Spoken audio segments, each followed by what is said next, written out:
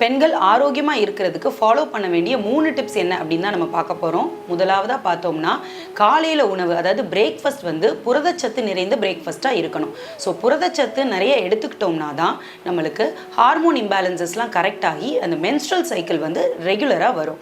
இது மட்டும் இல்லாமல் ப்ரோட்டீன் நிறைய எடுத்துக்கிறப்ப தான் மசில் மாஸ் வந்து ப்ராப்பராக மெயின்டைன் ஆகி நம்மளுக்கு ஸ்டெமினாவும் நல்லாயிருக்கும், இம்யூனிட்டியும் பூஸ்ட் ஆகும். செகண்டாக பார்த்தீங்கன்னா எக்ஸசைஸ் ரெகுலராக பண்ணணும். எக்ஸசைஸ் ரெகுலராக ஒரு ½ அன் ஹவராவது பண்ணிட்டு வரையில தான் நம்மளுக்கு ஸ்ட்ரெஸ் ஹார்மோன்ஸும் குறைஞ்சு இதன் மூலமாக ஃபிசிக்கல் அண்ட் மென்டல் ஹெல்த்தை நம்ம அட்டைன் பண்ண முடியும். ஃபைனலாக பார்த்தோம்னா ஒரு ஹெல்தி பாடி வெயிட் மெயின்டைன் பண்ணுறது ரொம்பவே அவசியம்.